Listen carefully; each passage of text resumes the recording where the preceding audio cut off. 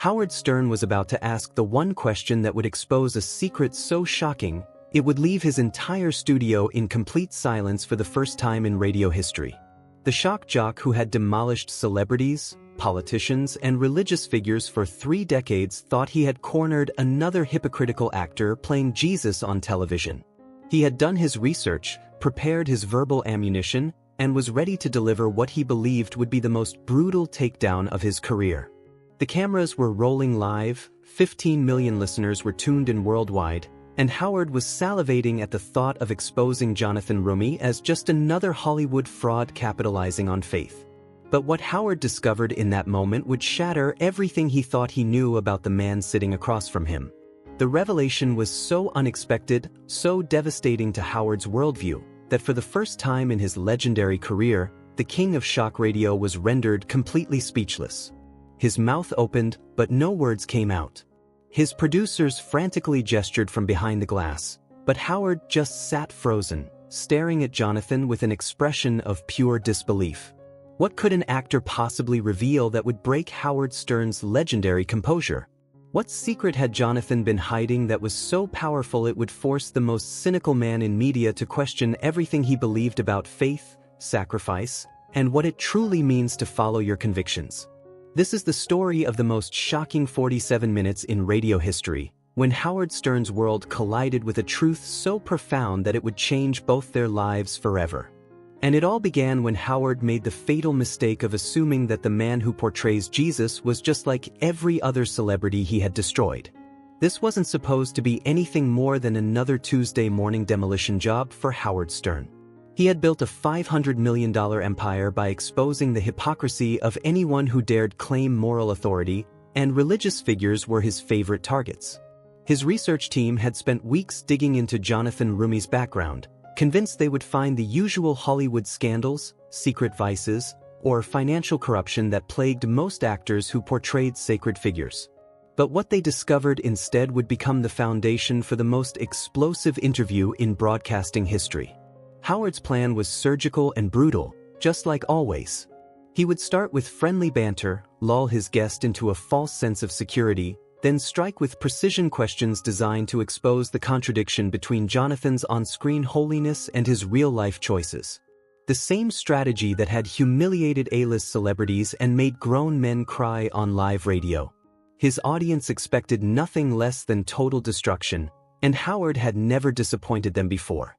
But this time, Howard had no idea he was walking into a trap of his own making. While he was preparing to expose Jonathan as a fraud, he was about to discover that sometimes the most dangerous person in the room is the one who has absolutely nothing to hide and everything to lose. The man sitting across from him in that studio wasn't just playing a role, he was living a truth so radical that it would force Howard to confront the emptiness of his own success. What Howard thought would be his greatest triumph would become the moment that revealed the shocking difference between a man who talks about authenticity and a man who actually lives it. The collision between Howard's cynical empire and Jonathan's impossible sacrifice was about to create the most unforgettable moment in media history, and neither of them saw it coming. 2 hours before the interview that would change everything, Howard Stern sat in his $50 million Manhattan penthouse, surrounded by awards, gold records, and photographs with every celebrity imaginable. His marble bathroom was larger than most people's apartments, his walk-in closet held $300,000 worth of designer clothes, and his view of Central Park reminded him daily of just how far he had climbed from his humble beginnings on Long Island. This was the kingdom he had built through decades of calculated controversy, and today he planned to add another trophy to his collection by destroying the man who dared to portray perfection. Howard's preparation was methodical and ruthless. His team had compiled a 47-page dossier on Jonathan Roumie, complete with financial records, dating history, and even social media posts from a decade ago. They had interviewed former colleagues, combed through court records, and analyzed every public appearance Jonathan had ever made. The research revealed something that shocked even Howard's cynical producers, but they assumed it was just clever image management. No one could be that clean, that consistent, that genuine in Hollywood. It had to be an act, and Howard was determined to expose it. Meanwhile, 2,847 miles away in his modest Chicago apartment, Jonathan Roumie was experiencing a very different kind of preparation. His alarm had gone off at 4:30 a.m., just like every morning for the past 8 years, and he had spent the first hour in prayer and scripture reading before his flight to New York. The apartment around him told a story that would have stunned Howard's researchers if they had seen it with their own eyes. No designer furniture, no expensive artwork, no symbols of success beyond a wooden crucifix his grandmother had carved and a faded photograph of his father who had died believing his son would never amount to anything. The kitchen table was covered with handwritten letters from viewers of The Chosen, people pouring out their hearts about how the show had changed their lives, saved their marriages, or given them hope during their darkest moments. Jonathan read every single letter, prayed for each person by name, and often sent personal responses despite having no obligation to do so. His clothes for the interview hung on a simple wire hanger, the same navy blazer he had worn to every important event for the past 5 years, purchased from a thrift store in Los Angeles when he couldn't afford anything better. As Jonathan packed his single carry-on bag for the trip to New York, he pulled out a manila envelope that contained something Howard Stern would never expect to see. Inside were documents that would expose a secret so shocking, so completely contrary to everything Howard believed about human nature, that it would leave the shock jock speechless for the first time in his career. The contrast between the two men couldn't have been more stark.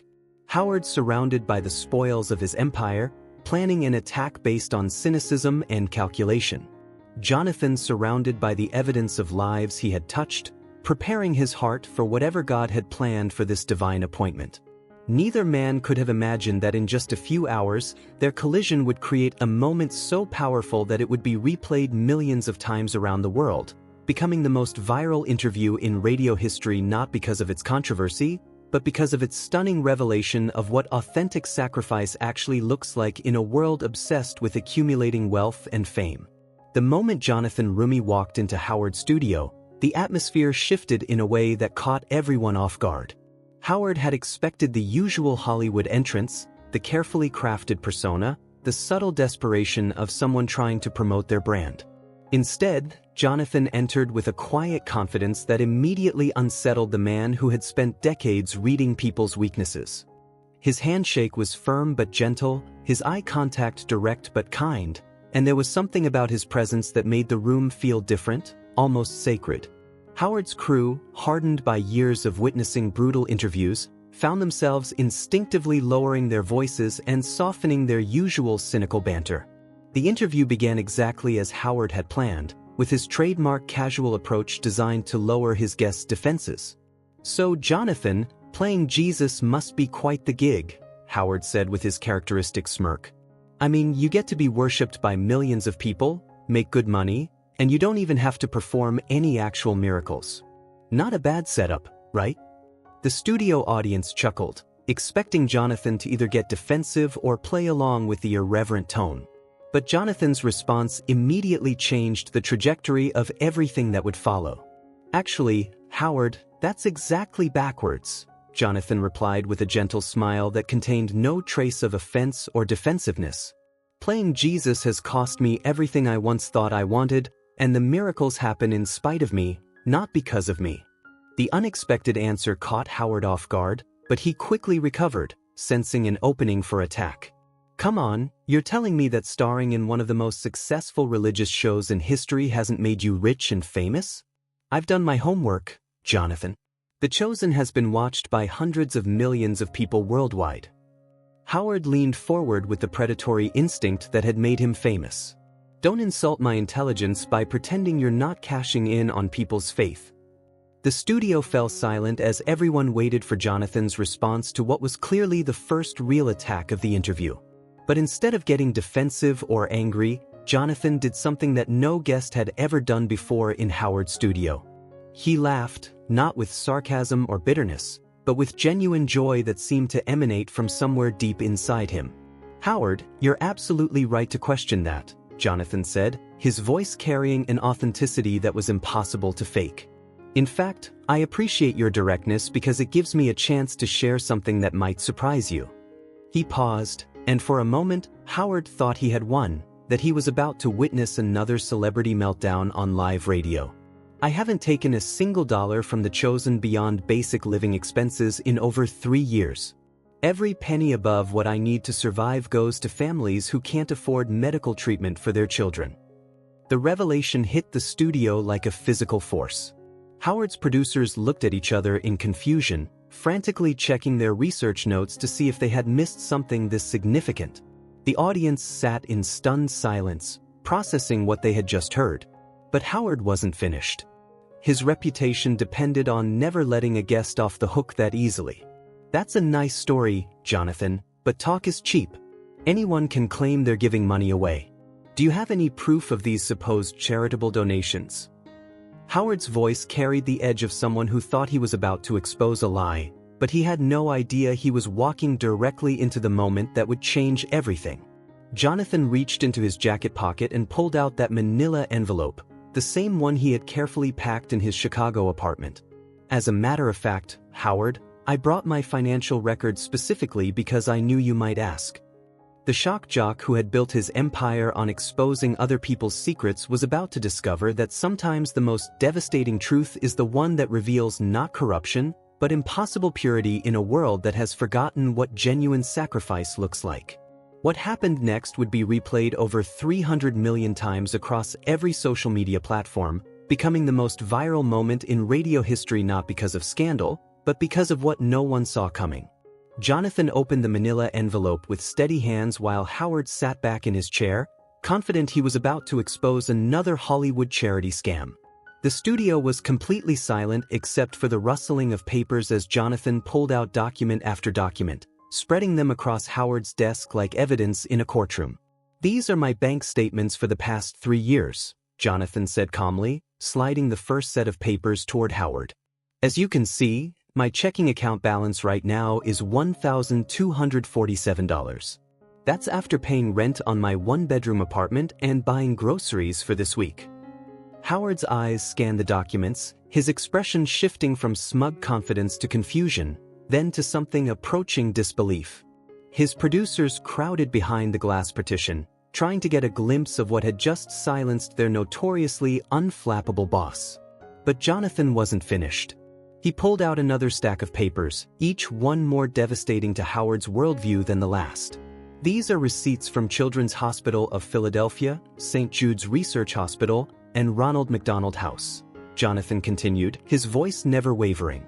Every dollar I've earned above $40,000 per year goes directly to paying medical bills for families who can't afford treatment for their sick children. The numbers were staggering. $847,000 in 2023 alone. $1.2 million the year before. Howard's hands actually trembled as he held the receipts, each one representing a life that had been saved or a family that had been spared financial ruin while Jonathan chose to live like a monk. This has to be fake, Howard whispered, but even as he said it, he knew it wasn't. His team had verified Jonathan's financial information, but they had assumed the low bank balances were just careful money management, not evidence of the most radical act of ongoing charity any of them had ever encountered. Then Jonathan pulled out something that would break Howard's composure completely. It was a handwritten letter on hospital letterhead, worn from being folded and unfolded countless times. This came last week from a little girl named Emma in Detroit, Jonathan said, his voice finally showing emotion. She's 7 years old and has been fighting leukemia for 2 years. Her parents were about to lose their house because they couldn't afford both the mortgage and her medical bills. Jonathan's voice broke slightly as he continued.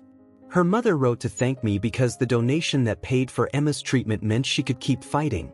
But here's what destroyed me, Howard. Emma asked her mom to tell me that she's praying for the sad man on the radio who hurts people because his heart is broken. The letter fell from Howard's hands as if it had burned him.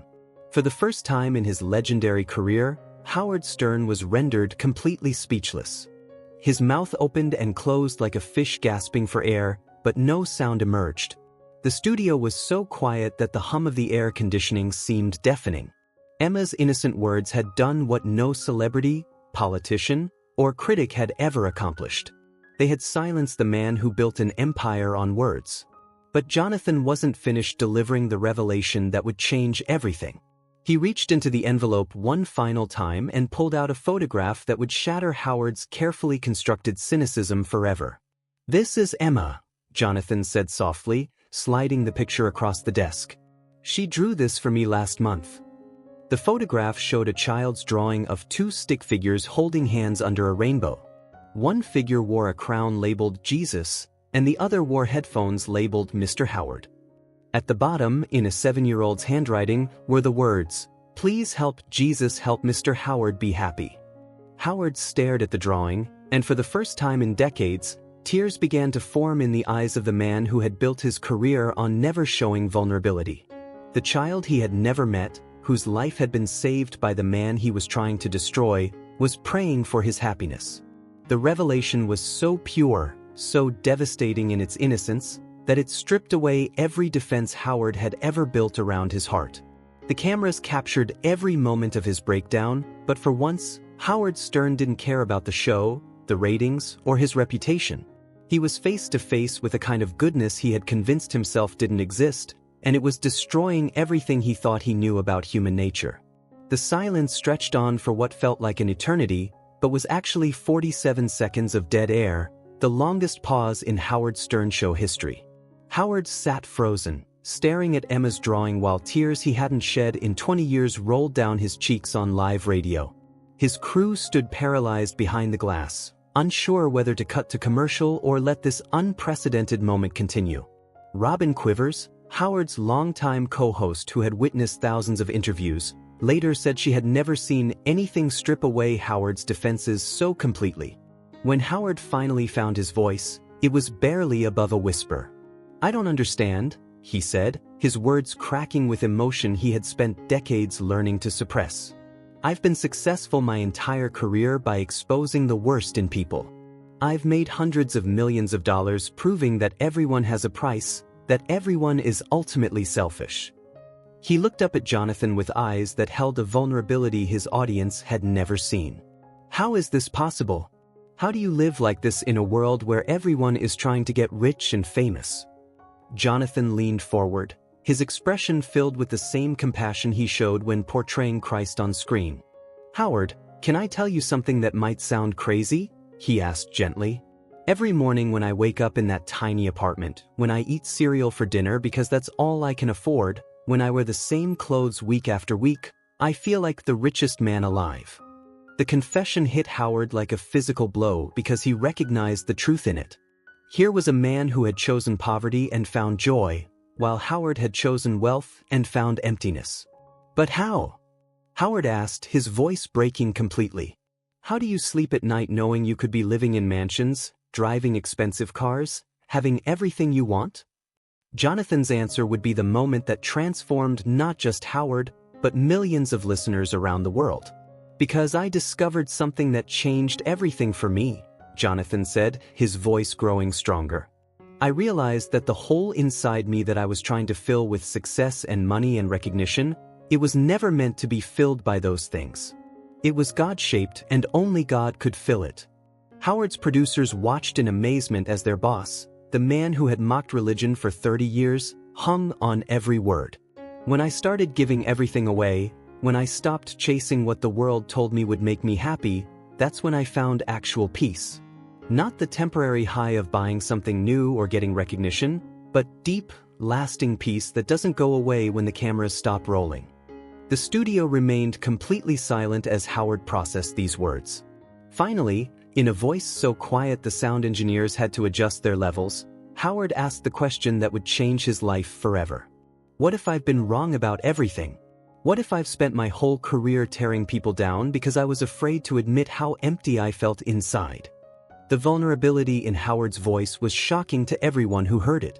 This was the man who had built an empire on confidence and controversy, admitting on live radio that his entire worldview might have been a defense mechanism against his own pain. Jonathan reached across the desk and placed his hand on Howard's arm, a gesture so gentle and genuine that it broke something inside the shock jock that had been hardened for decades. "Howard, the beautiful thing about grace is that it doesn't matter how many mistakes you've made or how many people you've hurt. It's never too late to change direction." What happened next stunned everyone in that studio. Howard Stern, the king of shock radio, the man who had made a career of never showing weakness, broke down completely on live radio. Not the calculated vulnerability of a performer, but the raw, ugly crying of someone whose heart was breaking open for the first time in decades. Through his tears, Howard whispered words that would be replayed millions of times. "I'm so tired of being angry. I'm so tired of hurting people. I don't know how to be different, but I want to try." The transformation was visible, audible, undeniable. The hardness that had defined Howard's persona for 30 years melted away in real time, leaving behind a broken man who had just discovered that the very thing he had been mocking might be the only thing that could save him from the prison of his own success. The aftermath of that interview created shockwaves that are still rippling through the media world today. Within hours, clips of Howard's breakdown had been viewed over 50 million times, but this wasn't the usual viral moment that burns bright and fades quickly. This was different. People weren't sharing it for entertainment, they were sharing it because they recognized something profound in Howard's tears, something that reflected their own hidden emptiness despite outward success. The interview ended with Howard making a decision that stunned his entire organization. For the first time in his career, he asked his producers to donate his entire salary from that show, $75,000, to the Children's Hospital Fund that Jonathan supported. But that was just the beginning of a transformation that would cost Howard millions but give him something he had been searching for his entire life. 3 weeks later, Howard made an announcement that sent shockwaves through the entertainment industry. He was restructuring his entire show, eliminating the cruel pranks and personal attacks that had made him famous, and dedicating a portion of each program to highlighting people who were making genuine differences in their communities. The financial impact was immediate and severe. Advertisers pulled out, ratings initially dropped, and industry experts predicted the end of Howard's career. But something unexpected happened. New listeners began tuning in, people who had been turned off by his previous content but were drawn to this authentic version of the man behind the microphone. The ratings eventually climbed higher than they had ever been, proving that audiences were hungry for genuine content in a world saturated with manufactured controversy. 6 months after the interview, Howard received a package with no return address. Inside was another drawing from Emma, the little girl whose innocent prayer had changed everything. This one showed Howard with a smile on his face, standing next to Jesus and surrounded by children.